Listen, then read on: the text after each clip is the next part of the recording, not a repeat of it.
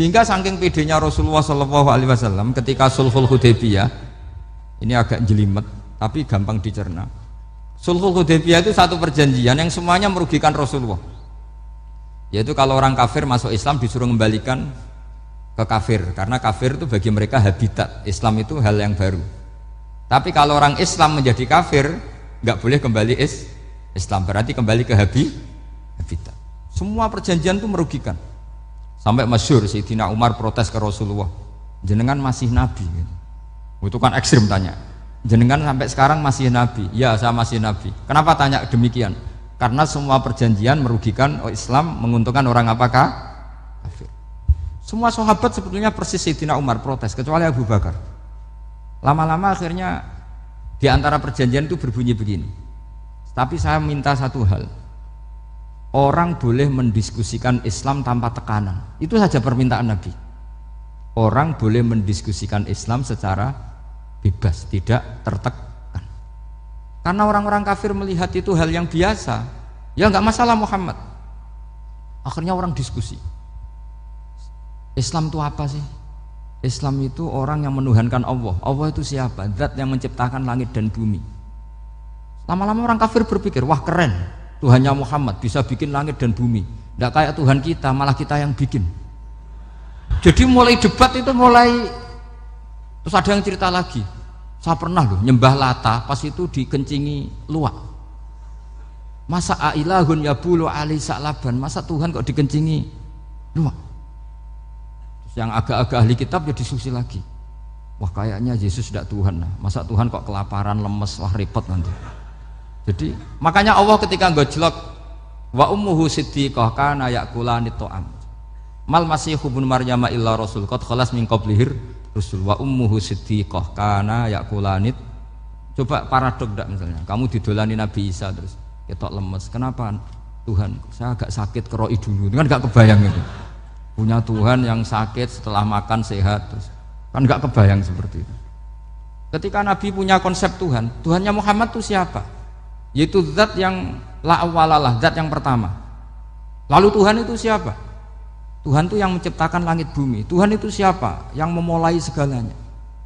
Lama-lama mereka berpikir, wah kalau gitu yang benar itu Islam. Maka kata Imam Zuhri, Syihabuddin Az-Zuhri, famaka nafathun fil islami a'zoma min sulhil Hudaybiyah innamaka nasu yatafaduluna fil hadis wal munaza'ah. Semua teks riwayat itu ada kata wal munaza'ah, orang bebas ngomong dan berdebat. Munaza'ah itu berdebat. Terus akhirnya falam yatakallam ahadun bil islami yaqilu syai'an illa dakhala fihi. Kemudian setelah berdebat dan mereka tahu Islam, pasti akhirnya masuk Islam. Dan itu yang sekarang terjadi di dunia. Makanya saya pernah ditanya seorang profesor, Gus, kalau di Jogja ada sekolah perbandingan agama, menurut Anda gimana? Asal itu tentang agama, enggak apa-apa. Tapi kalau yang dibandingkan umat Islam itu jangan. Karena nanti kalau di Indonesia kira-kira yang copet itu ditanya agamanya juga Islam, yang koruptor juga Islam. Jadi kalau yang dikaji Islamnya enggak apa-apa, tapi orangnya jangan, kata saya. Karena yang bulat ya banyak, yang enggak sholat ya banyak. Tapi kalau Islamnya saja, misalnya adu konsep tentang Tuhan, masyhur kita mungkin banyak yang melihat itu debatnya Stanley Fischer sama Ahmad Didat itu.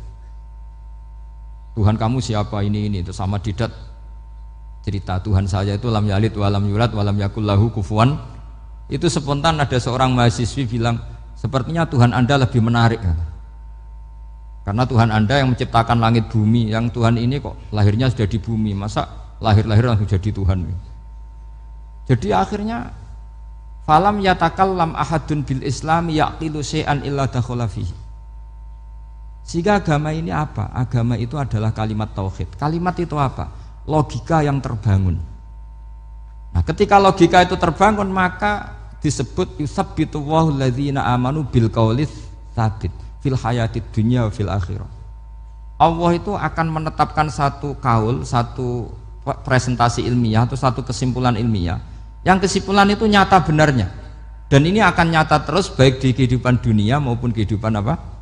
Akhirat. Seperti Allah sebagai Tuhan itu akan nyata terus di dunia, Allah ya Tuhan, nanti di akhirat juga Tuhan.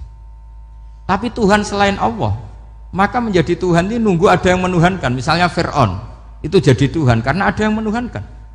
Sekali dia mati, dia sudah aset wisata, bukan Tuhan lagi. Makanya gejolokannya orang ulama Arab kalau ketemu ulama Mesir, kalau gejolokan itu lucu. Orang Arab ada Abu Jahal, Abu Lahab, penggaweane ngusir Nabi gitu. Itu gejolokannya ulama Mesir. Kata ulama Arab, kamu gayanya benci Fir'aun, tapi rizki kamu dari wisata melihat Fir'aun katanya. Itu gejolokannya ulama Arab sama ulama Mesir.